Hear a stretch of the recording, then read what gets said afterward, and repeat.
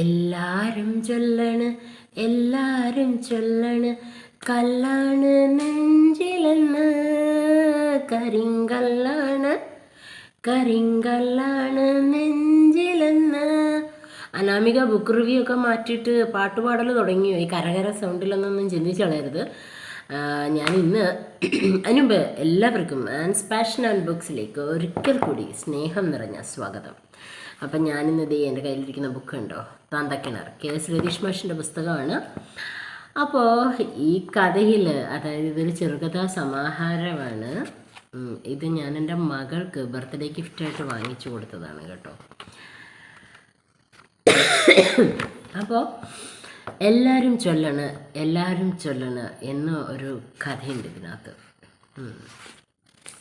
മൊത്തം 1, 2, 3, 4, 6, 8, 10 കഥകളേ ഉള്ളൂ. അപ്പോൾ എല്ലാവരും ചൊല്ലണ് എന്ന കഥ എനിക്ക് എന്താ പറയുക, ഒരുപാട് ഇഷ്ടമായി. ഭാഷാപോഷിണിയിൽ മെയ് 2022 വന്ന കഥയാണ്. അപ്പോൾ എല്ലാവരും ചൊല്ലണം. നമുക്ക് ചെല്ലാം. കേൾക്കാൻ റെഡിയാണോ? റെഡിയാണ് എന്ന് വിശ്വസിച്ചുകൊണ്ട് നിങ്ങളുടെ സ്വന്തം അനാമിക നിങ്ങൾക്ക് വേണ്ടി എല്ലാവരും ചൊല്ലണ് പറഞ്ഞു തുടങ്ങാണ്, കഥ പറയുകയാണ്. എന്താ പറയുക, പാട്ടാണ് ആദ്യം കേട്ടോ. എല്ലാവരും ചൊല്ലണ് കല്ലാണി നെഞ്ചിലെന്ന് കരിങ്കല്ലാണ്. മാർത്തയോട് ചിരിച്ചുള്ള സെക്രട്ടറിയുടെ പാട്ട് സഹകരണ ബാങ്കിൻ്റെ ശാഖയിൽ പ്രണയ താളമുണ്ടാക്കി. നെറ്റിയിൽ കൈ ചേർത്ത് മാർത്തയുടെ ചരിഞ്ഞ നോട്ടത്തിൽ ദയവായി ഇതൊന്ന് നിർത്ത് എന്ന് നാണം കലർന്നുള്ള ചോദ്യം. 10 മണിയുടെ പതിവ് ചായയിൽ പരിപ്പുവടയുടെ മൊരിഞ്ഞ എരിവു ചേർത്ത് ശമ്പളം കൂട്ടിക്കിട്ടിയതിൻ്റെ സന്തോഷം വിളമ്പുകയായിരുന്നു തൂപ്പുകാരി മൈലമ്മ. മാർത്തയുടെ ഫോണിലപ്പോൾ മൈലമ്മയുടെ മകൻ സെൽവൻ കോളേജിലെ തെരഞ്ഞെടുപ്പിനിടയിൽ കുത്തേറ്റ് മരിച്ചതിൻ്റെ ഫോട്ടോയുള്ള വാർത്തയും 4:30 ശരീരം വീട്ടിലെത്തിക്കുമെന്ന സന്ദേശവും വന്നു. മാർത്ത എഴുന്നേൽക്കാൻ പലതവണ ശ്രമിച്ചിട്ടും കഴിഞ്ഞില്ല. ചിലപ്പോഴെല്ലാം അവൾക്ക് അങ്ങനെയാണ്. മാർത്ത ഫോണിൻ്റെ സ്ക്രീൻ സെക്രട്ടറിയുടെ മുഖത്തിന് നേരെ പിടിച്ചു. കരച്ചിലിൻ്റെ ശ്രുതിയിൽ പാട്ട് നിന്നു. ചായ ഊതി കുടിച്ച് ലോക്കറിൻ്റെ ഇടതുവശത്തെ ചുവരിനോട് ചാരിയിരിക്കുന്ന മൈലമ്മ മറ്റു ജീവനക്കാരെ പോലെ അവരുടെ പാട്ടും പ്രണയവും ശ്രദ്ധിക്കുന്നുണ്ട്. ഈ പ്രണയം താലിയിൽ മുറുകാൻ ഏറ്റവും ആഗ്രഹിക്കുന്ന ഒരാൾ മൈലമ്മയായിരുന്നു.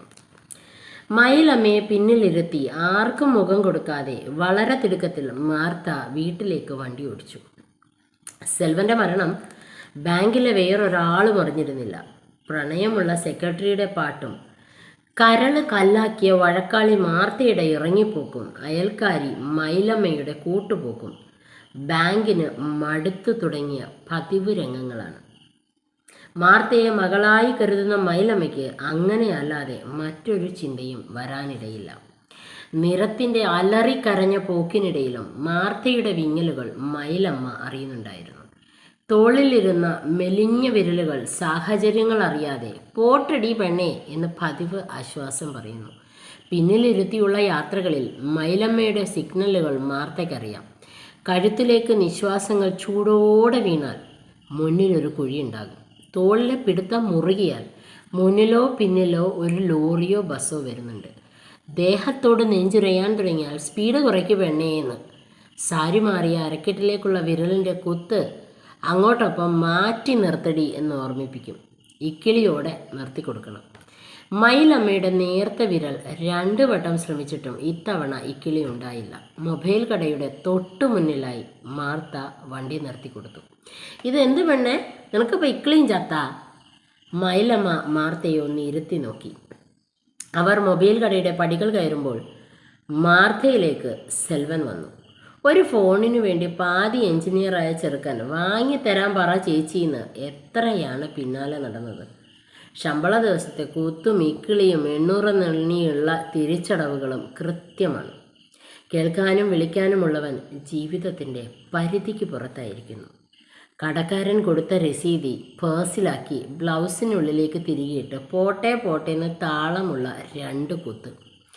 ഒന്നിക്കിളിപ്പെട്ട് മൈലമ്മയ്ക്ക് മുന്നിൽ പിടി കൊടുക്കാതിരിക്കാൻ വല്ലാതെ ആഗ്രഹിച്ചിട്ടും മാർത്തയ്ക്ക് കഴിഞ്ഞില്ല.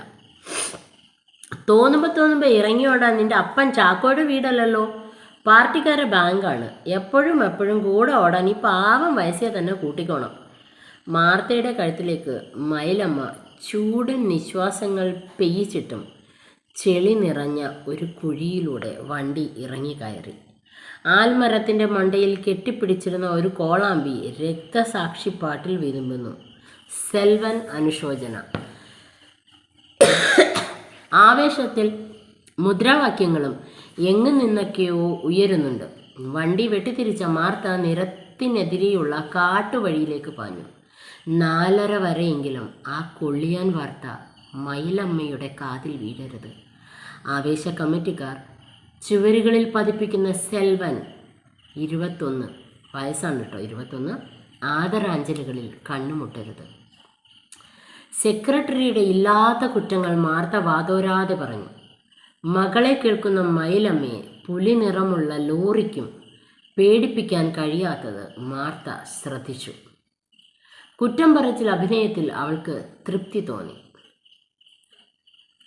കാടിനോട് ചേർന്ന പാതിയിലായപ്പോൾ മയിലമ്മ അവളോട് അത്രയും ചേർന്നിരുന്നു. തോളിലിരുന്ന വിരൽത്തുമ്പിൽ സെക്രട്ടറിയുടെ പാട്ടിൻ്റെ താളം. മരിച്ചവരെ ചുമന്നു പോകുന്നതിലും എത്ര മടങ്ങ് ഭാരമാണ് ആ വാർത്ത മറച്ചുവെച്ച് അവരുടെ പ്രിയപ്പെട്ടവരുമായി പോകുന്നത്, മാർത്ത ചിന്തിച്ചു. ചുറ്റുമുള്ള സകലരും കൊണ്ടുപോകുന്നവൻ്റെ കണ്ണുവെട്ടിച്ച് അപ്രിയ സത്യം വിളിച്ചു പറയാൻ തക്കം പാർക്കുമ്പോൾ ആ ഭാരം എത്ര ഇരട്ടിക്കുന്നു. സെക്രട്ടറിയോട് എനിക്കും ഇഷ്ടമുണ്ട്. ഉള്ളിൽ വന്ന സെൽവനെ മാറ്റി നിർത്താൻ മാർത്ത ശ്രമിച്ചു.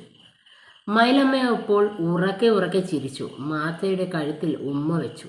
വയറ്റിൽ കുത്തി മാർത്ത ഇക്കിളികൾ അഭിനയിച്ചു. പക്ഷെ ആ ഉമ്മകൾ പൊള്ളിക്കുന്നു. കാട്ടുപാതയും മാർത്തയും ആളൊഴിഞ്ഞതിൻ്റെ ആശ്വാസത്തിലായിരുന്നു.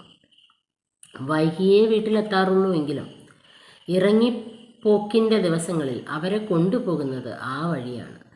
മാർത്തയുടെ താളം കൃത്യമായി അറിയുന്ന മയിലമ്മ ഈ യാത്രയും ആസ്വദിക്കാൻ ഉറച്ച വിധത്തിൽ ഏറ്റവും ചേർന്നിരുന്നു. കാട്ടുപാത ചൂണ്ടിക്കാണിക്കുന്ന ആദ്യ കവലയിലാണ് മാർത്തയുടെ അപ്പൻ ചാക്കോയുടെയും മയിലമ്മയുടെ കെട്ടിയോനായ നാഗപ്പൻ്റെയും ചിരികളുള്ള സ്മാരകവും വായനശാലയും. അവിടെയാകും മാർത്തയുടെ വണ്ടി ഇനി നിൽക്കാൻ പോകുന്നതെന്നും മയിലമ്മയുടെ ഉള്ളിലുണ്ട്. ഇന്നും തെളിയിക്കപ്പെടാത്ത ആ ഇരട്ടക്കൊലയുടെ കഥയും പിന്നീട് സംഭവിച്ചതും എല്ലാം കൂട്ടിക്കെട്ടി അതുവഴി വരുന്നവരെയെല്ലാം വിളിച്ചു നിർത്തി ഒരു കഥാപ്രസംഗം കണക്കെ ആ നരച്ച സ്മാരകം ഖമയിൽ എപ്പോഴും പറഞ്ഞുകൊണ്ടിരിക്കും. 21 വർഷം മുമ്പാണ് ആ ഇരട്ടക്കൊലപാതകം. ഏത് രാഷ്ട്രീയത്തിലെന്നറിയില്ല. കൊല്ലുന്നതല്ലല്ലോ, ജീവിക്കാനുള്ള വഴി കാണിക്കേണ്ടതല്ലേ രാഷ്ട്രീയം. മാർത്തയുടെ അപ്പന് വരെയായിരുന്നു പണി. തുണിക്കടയ്ക്കും ഹോട്ടലിനും മുടിവെട്ട് കടയ്ക്കും നിറമുള്ള പേരുകളിട്ടത് ചാക്കോയാണ്. ഒപ്പം ഒരു പൂവോ സുന്ദരമായ മുഖമോ വരച്ചു വെക്കും. കട്ടൻ കുടിക്കുമ്പോൾ ഇത്തിരി രാഷ്ട്രീയവും പറയും. നിഴലുപോലെ നടന്നിരുന്ന നാഗപ്പൻ അന്ന് രാത്രിയിലും സ്ഥാനാർത്ഥിയുടെ ബോർഡ് ഉറപ്പിക്കാൻ കൂടി.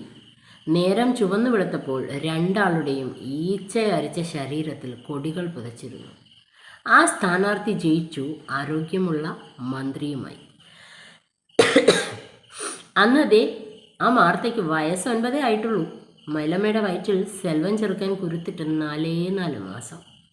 ചാക്കോയുടെ പെണ്ണായ റാഹേലിൻ്റെ ഉയർന്ന വയറ്റിൽ തടവി കുഞ്ഞാവയെ കാത്തിരിക്കുന്നത് മാർത്തയ്ക്കും പതിവായിരുന്നു. എല്ലാവർക്കും കാത്തിരിപ്പും പ്രതീക്ഷയും. ആ രാത്രി ഏതോ കത്തികൾ കഴിഞ്ഞു, എല്ലാം തീർന്നു. റാഹേൽ അന്നു മുതൽ ആരോടും മിണ്ടിയിട്ടില്ല. അലസിപ്പോയ കുഞ്ഞിനായി ഉടുപ്പുകൾ തുന്നിക്കൂട്ടിക്കൊണ്ട് ഒരേ ഇരിപ്പ്. പെറ്റ പെണ്ണുങ്ങൾ അതെല്ലാം വാങ്ങിക്കൊണ്ടു പോകും. ഒറ്റമുറി വീട്ടിൽ മൈലമ്മ സെൽവനപ്പെട്ടു. അവൻ നടന്നതും വളർന്നതും മാർത്ത ചേച്ചിയുടെ പാവാടയിൽ തൂങ്ങിയാണ്. അനുശോചന യോഗങ്ങൾ, കേസ്, വഴക്ക്. ഒരു ചടങ്ങിലും മൈലമ്മയോ റാഹേലോ ചെന്നിരുന്നില്ല. പഠിപ്പ് കഴിഞ്ഞ മാർത്തയ്ക്ക് ബാങ്കിൽ ജോലി കിട്ടാനും ഞങ്ങളാണ് കാരണം. അന്ന് ഈ നാട്ടുകാരുടെ വകയായി പിരിഞ്ഞു കിട്ടിയ വലിയ തുക മൈലമ്മയും റാഹേലും വാങ്ങില്ല എന്ന ഉറച്ച തീരുമാനത്തിലായിരുന്നു. ചാക്കോയും നാഗപ്പനും എന്നും ഓർക്കപ്പെടട്ടെ എന്ന് കമ്മിറ്റിക്കാരും അങ്ങ് തീരുമാനിച്ചു. അങ്ങനെയാണ് ഞങ്ങൾ ഇത്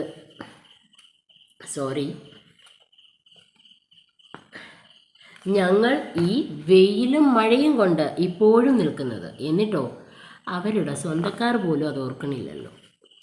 കഥ പറഞ്ഞു തീർന്നപ്പോൾ സ്മാരകത്തിൻ്റെ ചുണ്ടിൽ മൈലമ്മയോട് മരിപ്പ് പറയാനുള്ള ഒരുക്കം. മാർത്ത അതിൻ്റെ നേർക്ക് പല്ലുറുമി ചുണ്ടത്ത് വിരലുകൾ ചേർത്ത് കാണിച്ചു. സ്മാരകം ഇവളിതെന്ത് ഭാവിച്ചാന്ന് കണക്കിന് നിന്നു. നിന്നെപ്പോലെ ആഘോഷിക്കാനും വീരവാദം മുഴക്കാനും ആളുള്ളോണ്ടല്ലേ പിന്നെ ഈ പിള്ളേർക്ക് കൊല്ലാനും ചാവാനും തോന്നണത്? മാർത്തയുടെ ശബ്ദമിടറിയപ്പോൾ സ്മാരകത്തിന് അയ്യടാന്നായിപ്പോയി. വായ പൂട്ടി നിൽക്കുന്ന വായനശാലയുടെ നേർക്ക് മാർത്ത നടന്നു. മൈലമ്മ അപ്പോഴും സ്മാരകത്തിൻ്റെ ചുവട്ടിലെ കാട്ടുപച്ചകൾ പിഴുതു മാറ്റുന്നുണ്ട്. സ്മാരകം മൈലമ്മയെ നോക്കിയിട്ട് തലകുനിച്ചു നിന്നു. മാർത്ത വായനശാലയുടെ മുഖത്ത് തൊട്ടു. വേദനയുടെ തുരുമ്പ് പൂട്ടിൻ്റെ ഉള്ളിൽ പടരുന്നുണ്ട്. സ്മാരകത്തിനെ കെട്ടിപ്പിടിക്കാൻ ശ്രമിച്ച കാട്ടുപള്ളികളെ മൈലമ്മ അടർത്തി മാറ്റി. ഉള്ളിലപ്പോൾ നാഗപ്പൻ്റെ മുഖത്ത് എന്തോ നാടി മൈലേ എന്നുള്ള ശൃംഗാരം. ചാക്കോയുടെ കണ്ണാടിക്കൂടും പൊട്ടിയടർന്നിട്ടുണ്ട്. മഴവെള്ളത്തിലെ കൂത്താടികൾ ആ ചിരിയെ മുക്കിക്കളയുന്നു. അതൊന്നും കാണാൻ വയ്യാതെ മൈലമ്മ വായനശാലയുടെ അടുത്തേക്ക് പോയി. ജനാല വഴി പടർന്നു കയറിയ വള്ളികൾ മാറ്റുന്ന മൈലമ്മയെ മാർത്ത പിടിച്ചു വലിച്ചു. ചത്തുപോയോരോ കഥയും പറഞ്ഞു ഉള്ളും പൂട്ടി വെച്ച് ഇവരിങ്ങനെ നിൽക്കട്ടെ, നമുക്ക് പോകാം. മറന്നുപോയ ഒരു കാര്യം ഓർമ്മിപ്പിക്കാൻ എന്നോണം ഒരു അരണ മാർത്തയെ എത്തി നോക്കി. മക്കളെ സുരക്ഷിത ഇടത്തിലേക്ക് മാറ്റുന്ന പൂച്ചപ്പെണ്ണ് അരണയെ കൊതിയോടെയും നോക്കി. ഒന്നിനെയും കൊല്ലരുതെന്ന് മൈലമ്മ അതിനോട് ഓർമ്മിപ്പിച്ചു. എൻ്റെ സെൽവനുള്ളപ്പോൾ എങ്ങനെ കിടന്നതാ? ആ പേര് കേട്ടിട്ട് പുസ്തകങ്ങളെല്ലാം സത്യം വിളിച്ചു പറയാനുള്ള തിടുക്കത്തിൽ ചിറകടിക്കുന്നതായി മാർത്തയ്ക്ക് തോന്നി. അവൾ വണ്ടിയുടെ നേർക്ക് വേഗത്തിൽ നടന്നു. ഒന്ന് ചിരിച്ചിട്ട് പോടീന്ന് പറയാൻ തുടങ്ങിയ ചാക്കോയുടെ മുഖത്ത് പോലും നോക്കിയില്ല. പുസ്തകങ്ങൾ സെൽവനെ ഓർത്ത് കരഞ്ഞു. എൻ്റെ സെൽവനെ പറ്റി കേട്ടപ്പോൾ നിനക്കെന്താടി ഇത്ര കലി? അവനെപ്പോലെയല്ലേ എനിക്ക് നീയും? മൈലമ്മ ഓടി വന്ന് പിന്നിലിരുന്നു. സ്മാരകവും വായനശാലയും ഞങ്ങളെന്ത് പിഴച്ചെന്ന് തമ്മിൽ നോക്കി. അവരുടെ വണ്ടി കാട്ടുപാതയിലേക്ക് കയറിപ്പോയി. നിൽക്കാൻ എനിക്കൊട്ടും നേരമില്ല എന്ന് കാടിനോട് ഭാവിച്ച് പാഞ്ഞൊഴുകുന്ന പുഴയുടെ തീരത്ത് മാർത്ത വണ്ടി നിർത്തി. അവരുടെ മുന്നിലെ പാറകളിൽ തട്ടി ചോദ്യ ചുഴികളുള്ള പുഴ ഇന്ന് ആരോടാണ് ഇവൾ വഴക്കിട്ടതെന്ന് കുശലവും ചോദിച്ചു. നിന്റെ പാട്ടിന് പോടിയെന്ന് മൈലമ്മ അതിലേക്ക് കല്ലെടുത്തിട്ടു. നാടാകെ ചൊല്ലണ് നാട്ടാരും ചൊല്ലണ് കാടാണ് കരളിലെന്ന്, കൊടും കാടാണ് കരളിലെന്ന്. സെക്രട്ടറിയുടെ താളത്തിൽ മൈലമ്മ ചിരിച്ചു. ആ മടിയിലേക്ക് മാർത്ത കിടന്നു. നെറ്റിയിൽ വീണ് കിടന്ന ഒരു മുടി പിഴുത് തണുപ്പൻ കാറ്റിനോട് ഈ നരച്ച രഹസ്യം കൊണ്ടുപോയി കളയുവോന്ന് മൈലമ്മ ചോദിച്ചു. ഉള്ളിൽ മരിച്ചു കിടക്കുന്ന സെൽവൻ കരച്ചിലായിട്ട് വീണു പോകുമോ എന്ന് പേടിച്ച് സെക്രട്ടറിയുടെ കുറ്റങ്ങൾ വീണ്ടും വീണ്ടും പറയാനാണ് മാർത്തയ്ക്ക് തോന്നിയത്. മൈലമ്മ അതും ശ്രദ്ധയോടെ കേട്ടു. എനിക്കും സെൽവനും നിൻ്റെയിൽ ചില ഉത്തരവാദിത്തങ്ങളുണ്ട്. പെണ്ണ് കാണാൻ വന്നോട്ടെ എന്ന് എൻ്റെ ചെറുക്കനോടാണ് സെക്രട്ടറി ഇന്നലെയും വിളിച്ചു ചോദിച്ചത്. ജാതിയോ മതോ അവർ നോക്കി കാണില്ലല്ലോ. കാണാനും കൊള്ളാം, ദൂഷ്യങ്ങളും ഇല്ല. പിന്നെ എന്താ പെണ്ണേ നിനക്ക്? മൈലമ്മ പറയുന്നവ തനിക്കും അറിയുന്നതാണെന്ന് മാർത്ത ചിന്തിച്ചു. സെക്രട്ടറി തന്നോട് പ്രണയം പറഞ്ഞത് തെളിമയോടെയായിരുന്നു. മാർത്തയുടെ കരച്ചിൽ വീണ് മൈലമ്മയുടെ മടിത്തട്ട് പുതഞ്ഞു. ഉച്ചസൂര്യൻ്റെ ഒരു വെള്ളി നൂല് മാർത്തയുടെ നെറ്റിയിൽ വീണത് മൈലമ്മ സാരി കൊണ്ട് മറച്ചു. മാർത്തയുടെ മുടിയിഴകളിൽ വാത്സല്യം തിരയുന്ന മൈലമ്മയുടെ വിരലുകൾ ഉറങ്ങിക്കോ എന്ന് ആവർത്തിച്ചു. നാഗപ്പനും മയിലും പ്രണയത്തിൻ്റെ മൂലധനവുമായി ഈ നാട്ടിലേക്ക് വന്നതും ഓല ചരിച്ചൊരു കൂര കെട്ടാൻ ഭൂമിയിൽ പങ്ക് ചാക്കോ കൊടുത്തതും മൈലമ്മ ഭൂതമണമുള്ള കഥക്കെട്ടഴിക്കാൻ തുടങ്ങി. എൻ്റെ അമ്മയുടെ വയറ്റിലും കുഞ്ഞാവയുണ്ടല്ലോ എന്ന് മൈലമ്മയുടെ ഗർഭത്തിനെ പുള്ളിപ്പാവാടക്കാരി വെല്ലുവിളിക്കുന്ന രംഗമായപ്പോൾ മാർത്തയൊന്ന് ഇളകി. മൈലമ്മ അവളുടെ കവിളിൽ നുള്ളി. സെൽവൻ അവധിക്ക് വരുമ്പോൾ പെണ്ണ് കാണാൻ വരാൻ ഞാനിന്ന് സെക്രട്ടറിയോട് പറഞ്ഞിട്ടുണ്ട്. പണ്ടെല്ലാം അവരെ ജാതിക്കാർ നമ്മളെ തൊടുവോ പെണ്ണേ? മൈലമ്മ മാർത്തയുടെ വയറ്റിലൊന്ന് കുത്തി. ഇക്കിളിയില്ലാതെ അവൾ എഴുന്നേറ്റിരുന്നു. മുഖം ചുവന്നു, ചുണ്ടുകൾ വിറച്ചു. കെട്ടാനായാലും വെട്ടാനായാലും ഇപ്പോഴും നമ്മളെ ജാതിയിൽ നിന്ന് മാത്രമല്ലേ അവർക്ക് ആളുകളെ കിട്ടുന്നത്? മൈലമ്മ മാർത്തയെ മടിയിലേക്ക് വലിച്ചു കിടത്തിയിട്ട് തോളിലൊരടി കൊടുത്തു. സെക്രട്ടറി പാടും പോലെ കല്ലും കാടും ഒന്നുമല്ല ഈ പെണ്ണിൻ്റെ കരൾ, കട്ടിയിരുമ്പാണ്. മാർത്തയുടെ കരച്ചിലിൻ്റെ ആഴത്തിൽ മൈലമ്മയ്ക്ക് പന്തികേട് തോന്നി. പുഴയെ ഓർമ്മിപ്പിക്കുന്ന ചോദ്യച്ചുഴിയിലേക്ക് മൈലമ്മ സംശയത്തോടെ നോക്കിയിരുന്നു. നെറ്റിയിൽ ആശ്വാസമിട്ട ഒരു ഉമ്മ കൊടുത്തു. മൈലമ്മയുടെ വയറ്റിൽ മാർത്ത ചുറ്റിപ്പിടിച്ചു. മരങ്ങളുടെ ഇടയിലൂടെ സൂര്യനിട്ട വെള്ളിവര മാർത്തയുടെ നെഞ്ചിനു കുറുകെ വാളായി വീഴുന്നു. മൈലമ്മ അത് കൈ വിരിച്ച് തടഞ്ഞു. മൈലമ്മ മാർത്തയെ എഴുന്നേൽപ്പിച്ചിരുത്തി. ചോറിൻ്റെ പൊതികൾ എടുത്തു വെച്ചു. ചുഴികളിൽ കൈമുക്കി രണ്ടാളും കഴുകി. ഒരു കുമ്പിൾ വെള്ളമെടുത്ത് മാർത്തയുടെ മുഖം കഴുകാൻ തുടങ്ങിയ മൈലമ്മയുടെ കൈകൾ നെറ്റിയിൽ ചേർത്തു പിടിച്ച് അവൾ വീണ്ടും കരഞ്ഞു. വെള്ളത്തിലേക്ക് കാലുകൾ അഴ്ത്തി അവർ കുറേ നേരം തണുത്തിരുന്നു. മാർത്തയുടെ കാലിൽ ഇനി ഉള്ളതങ്ങ് പറയുന്നതല്ലേ നല്ലതെന്ന് പുഴ തോണ്ടിക്കൊണ്ടിരുന്നു. അക്കരെ നിന്ന ഒരു ജീപ്പ് മരിപ്പ് വിളിച്ചു പറയുന്നത് കേട്ടപ്പോൾ മാർത്ത ധൃതിയിൽ എഴുന്നേറ്റു. പുഴയിലേക്ക് വീഴാനാഞ്ഞ പോലെ മൈലമ്മയെ കെട്ടിപ്പിടിച്ചു. വെറുതെ എന്നെ കൊതിപ്പിച്ചല്ലോ പെണ്ണിന്ന് തമാശയും പറഞ്ഞിട്ട് പുഴ ഒഴുകിപ്പോയി. അത് കണ്ട ജീപ്പ് ഇത് മരിപ്പൊളിപ്പിക്കാനുള്ള അഭിനയമല്ലേന്നാണ് ചിന്തിച്ചത്. മാർത്ത ജീപ്പിൻ്റെ നേർക്ക് കാർക്കിച്ച് തുപ്പി. ചോറിൽ വിരലൂന്നി അക്കരയ്ക്ക് നോക്കിയിരിക്കുന്ന മാർത്തയുടെ തുടയിൽ മൈലമ്മ ഇടത് കൈവേശി ഒന്ന് തല്ലി. അച്ചാറും ചമ്മന്തിയും കുഴിച്ച് എരിവുള്ള ഒരു ഉരുള മാർത്തയ്ക്ക് നീട്ടി. പിന്നെയും കണ്ണൊഴുകി വരുന്നത് കണ്ടിട്ട് മൈലമ്മ വീണ്ടും കൈയോങ്ങി. ഉള്ളു തികട്ടി വന്ന വാർത്തയെ സ്വയം ഉരുളയിട്ട് മാർത്ത അടച്ചു വെച്ചു. പൊതികളിൽ ബാക്കിയിരിക്കുന്നത് പാറയിൽ തുറന്നു വെച്ചു. ഒരു പിടിവാരി പുഴയിലിട്ടു. മറ്റൊന്നും കൊണ്ടുപോകാതെ കാക്കയും മീനുകളും മാറി നിൽക്കുന്നു. റാഹേലിനെ പറ്റിയാണേൽ നമ്മുടെ സെൽവൻ്റെ കുട്ടികൾക്കും ഉടുപ്പുകൾ വേണമല്ലോ. മൈലമ്മ മാർത്തയുടെ ഉള്ളു വായിക്കാൻ ശ്രമിച്ചു.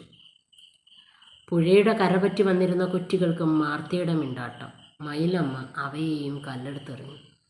പെട്ടെന്ന് ചോറുപൊതിയിലേക്ക് 4-5 കാക്കകൾ പാറി വന്നിരുന്നു. ഒപ്പം മാർത്തയുടെ ഫോണിലേക്ക് ആ സന്ദേശവും. സെൽവനെ എത്തിച്ചു, ഇവിടെ ഒരുക്കങ്ങൾ തുടങ്ങി. മാർത്ത എഴുന്നേറ്റ് മൈലമ്മയുടെ നേർക്ക് കൈ നീട്ടി. അവരുടെ ഭാരക്കുറവ് മാർത്തയെ അത്ഭുതപ്പെടുത്തി. അവൾ അവരെ കെട്ടിപ്പിടിച്ചു. നെറ്റിയിൽ പലതവണ ഉമ്മ വെച്ചു. അവരുടെ യാത്ര ബാക്കിയാക്കിയ മുറിപ്പാടുകളിൽ കാട്ടുപാത ഏറ്റവും ദുഃഖത്തോടെ നോക്കി. വഴിനീളം നിന്ന ആളുകൾ അവരുടെ വരവ് ശ്രദ്ധിക്കുന്നുണ്ടായിരുന്നു. ആംബുലൻസിൻ്റെ വെളുപ്പും വീട്ടുമുറ്റത്ത് വലിച്ചു കെട്ടിയ ടാർപ്പായുടെ നീലയും നിരത്തിയിട്ട കസേരകളുടെ ചുമപ്പും. സെൽവൻ മരിച്ചു കിടക്കുമ്പോൾ നീ ഇതെവിടെയായിരുന്നു എന്നെല്ലാം ചോദിക്കുന്നുണ്ട്. മൈലമ്മ ഗേറ്റിന് മുന്നിലേക്ക് പിടഞ്ഞിറങ്ങി. വീടിനോട് ചേർന്ന മതിലിൽ ഒട്ടിച്ചിരുന്ന ചിത്രങ്ങൾ മൈലമ്മ കണ്ടു. മാർത്തയെ കണ്ണു നിറഞ്ഞൊന്ന് നോക്കി. എന്തൊക്കെയോ വിളിച്ചു പറഞ്ഞു. അവളുടെ കവിളിൽ മാറി മാറി അടിച്ചു. പെണ്ണുങ്ങൾ ഓടി വന്ന് മൈലമ്മയെ അകത്തേക്ക് കൊണ്ടുപോയി. ഗേറ്റിനരികിൽ നിന്ന് സെക്രട്ടറിക്ക് മാത്രമേ റോഡിലേക്ക് വീണ് കിടന്ന മാർത്തയെ മനസ്സിലായുള്ളൂ. അയാൾ വണ്ടി മതിലിനോട് ചാരി വെച്ചു. മാർത്തയ്ക്ക് നേരെ കൈ നീട്ടി. അവൾ തൻ്റെ വീട്ടിനുള്ളിലേക്ക് കയറിപ്പോയി. ജനാലയിലൂടെ ചിതയൊരുക്കൽ കാണുന്ന റാഹേലിൻ്റെ കയ്യിൽ അപ്പോഴും കറുത്ത പുള്ളിയുള്ള കുഞ്ഞുടുപ്പ്. മാർത്തയെ കണ്ട് റാഹേൽ അല്പം നീങ്ങി നിന്നു. ഒരുക്കി വെച്ച ചിതയ്ക്കപ്പുറത്തെ കസേരയിൽ തളർന്നിരിക്കുന്ന സെക്രട്ടറി. മൈലമ്മയുടെ കരച്ചിലിന് ചിലരുടെ കോറസ്. സെക്രട്ടറി ജനാലയോളം വന്നു. അവനെ എടുക്കാറായി. ഒന്ന് കാണണ്ടേ മാർത്തേ? ഒട്ടും താളമില്ലാത്ത ചോദ്യം. നാഗപ്പനെ പതിപ്പിച്ച അതേ നിറത്തിൽ പൊതിഞ്ഞ സെൽവനുമായി കരയില്ലെന്ന് വാശിയുള്ള ചുമട്ടുകാർ. മൈലമ്മയുടെ കൈ ചിതയിലേക്ക് നീട്ടിപ്പിടിക്കാൻ ധാരാളം കണ്ണുകൾ. ചിതയേക്കാൾ വീരത്തിൽ ചെറുപ്പക്കാരുടെ മുദ്രാവാക്യത്തിള. ബഹളങ്ങളിൽ നിന്നൊഴിഞ്ഞു നിൽക്കുന്ന സെക്രട്ടറി റീത്തുകൾ പ്ലാവിൻ്റെ ചുവട്ടിലേക്ക് ചാരി വയ്ക്കുന്നു. 21 നിന്ന് 0 സെൽവൻ്റെ ചിത കത്തിയിറങ്ങുന്നു. ചിതയുടെ അതേ പതിപ്പ് ഉള്ളിലുള്ള മൈലമ്മ വീടിൻ്റെ വരാന്തയിൽ ചാരിയിരിക്കുന്നു. നോട്ടം മാർത്തയുടെ ജനാലയിൽ മുട്ടുന്നു. സെൽവനെ ഒരു നോക്ക് കാണാൻ നിന്ന പ്ലാവിൻ്റെ ഒരു കൊമ്പ് ആർത്തലച്ച് കരയുന്നു. മൈലമ്മയുടെ തൊട്ടപ്പുറത്തിരിക്കുന്ന റാഹേൽ മുറിയിൽ നിന്ന് ഇറങ്ങിപ്പോയത് എപ്പോഴാണ്? സമാധാനം പറയുന്നവരോട് റാഹേലിൻ്റെ വക മറുപടികൾ. മുഖത്ത് സന്ദർഭത്തിന് ചേരാത്ത തരം ചിരിയുണ്ടോ? ചിതയുടെ ആവേശം ചോരുന്നതിനനുസരിച്ച് പറമ്പിലേക്ക് ഇഴഞ്ഞു വരുന്ന ഇരുട്ട് പ്ലാവിൻ്റെ കൊമ്പുകൾക്ക് കരച്ചിൽ നിലച്ചു. ചിതയിപ്പോൾ ഇരിക്കുന്നത് 4-3 വയസ്സിനെയാകാം. കട്ടൻ ചായയുമായി നിൽക്കുന്ന സെക്രട്ടറിയുടെ അരികിൽ 1-2 ആളുകൾ മാത്രം. റാഹേലിൻ്റെ തോളിൽ ചാരിയുള്ള മൈലമ്മയുടെ ഇരിപ്പ്. റാഹേലിന് മറുപടി പറയാനോ കേൾക്കാനോ ആരുമില്ല. മുഖത്ത് ചേരാത്ത ആ ചിരിയുമില്ല. സെക്രട്ടറിയുടെ ഉടുപ്പിൻ്റെ വെളുപ്പ് മാത്രമേ ഇപ്പോൾ കാണുന്നുള്ളൂ. ചിത 0 കത്തിത്തീരുന്നു. പറമ്പിനെ മുഴുവനും ഇരുട്ട് തിന്നു തീർത്തു. മൈലമ്മ റാഹേലിൻ്റെ മടിയിൽ തല വെച്ച് കിടക്കുന്നു. മഞ്ഞിച്ച ബൾബിൻ്റെ വെളിച്ചത്തിൽ കുഞ്ഞുടുപ്പിലൂടെ റാഹേലിൻ്റെ സൂചി ഓട്ടങ്ങൾ കാണാം. മാർത്ത അടുക്കളയിലേക്ക് പോകണമെന്ന് ആഗ്രഹിച്ചു. എഴുന്നേൽക്കാൻ കഴിയുന്നില്ല. ജനാലയുടെ കമ്പികളിൽ തൂങ്ങി അല്പനേരം നിന്നു.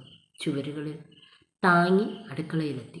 തണുപ്പെന്ന് പറഞ്ഞ ചോറിനെ വെള്ളമൊഴിച്ച് ചൂടാക്കി പാത്രങ്ങളിലേക്ക് പകർന്ന് മൈലമ്മയുടെ വീട്ടിലേക്ക് നടന്നു. ചിതയുടെ ആത്മാവ് അപ്പോഴും എരിയുന്നുണ്ട്. ഗേറ്റിനെ ചാരി നിൽക്കുന്ന സെക്രട്ടറി പാത്രങ്ങളുമായി വന്ന മാർത്തയ്ക്ക് കടന്നു പോകാൻ അല്പം ഒതുങ്ങി നിന്നു. അവനെ വന്നൊന്ന് കാണാമായിരുന്നില്ലേ? സെക്രട്ടറിയുടെ വെളുപ്പനുടുപ്പിന് ചുളിവുകളും പുക ചുറ്റിയ മണവും ശബ്ദത്തിന് വല്ലാത്ത പതർച്ചയും പരിഭവവും. ചില മരണങ്ങൾ കൂട്ടക്കൊലകളാണ്. ആരെയാണ് ഇനി കാണേണ്ടത്? 3 പെണ്ണുങ്ങളെയും മാറി മാറി നോക്കിയിട്ട് കണ്ണുകൾ കവിഞ്ഞൊഴുകാൻ തുടങ്ങിയ സെക്രട്ടറിയെ മാർത്തയ്ക്കപ്പോൾ കെട്ടിപ്പിടിക്കണമെന്ന് തോന്നി. റാഹേൽ കഞ്ഞി കുടിക്കുമെന്ന് നിർബന്ധിക്കുന്നു.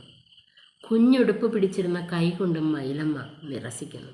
മതിലിൽ ചാരിയിരുന്ന് ഇരുട്ടിൻ്റെ നിറമുള്ള 3 പെണ്ണുങ്ങളെയും കത്തിത്തീർന്ന ചിതയെയും നിരാശയോടെ നോക്കുന്ന സെക്രട്ടറിയോട്, എന്തിന് നോക്കണ് ചന്ദ്രാ നീ ഞങ്ങളെ, അയ്യോ ചന്ദ്രാ നീ ഞങ്ങളെ എന്നെല്ലാം പാടാനാണ് മാർത്തയ്ക്കപ്പോൾ തോന്നിയത്. സെക്രട്ടറി എഴുന്നേറ്റ് മുണ്ട് കുടഞ്ഞെടുത്തു. 2 ചുവട് ചിതയുടെ നേർക്ക് നടന്നു. അല്പനേരം എന്തൊക്കെയോ ചിന്തിച്ച് നിന്നു. സാവധാനം പുറത്തേക്ക് നടന്നു. തല കുനിച്ച് കണ്ണുകളും തുളച്ച് നിരത്തിലേക്ക് വണ്ടി തിരിക്കുന്ന സെക്രട്ടറിയോട് പ്രണയം തുറന്നു പറയാൻ ഇനിയും വൈകരുതെന്ന് ഗേറ്റ് വരെ വന്ന മാർത്തയും തീരുമാനിച്ചിട്ടുണ്ടാകും. കഥകൾ ചിലപ്പോൾ നമ്മുടെ നമ്മുടെ ആത്മാവിലേക്ക്, പ്രത്യേകിച്ച് നമുക്ക്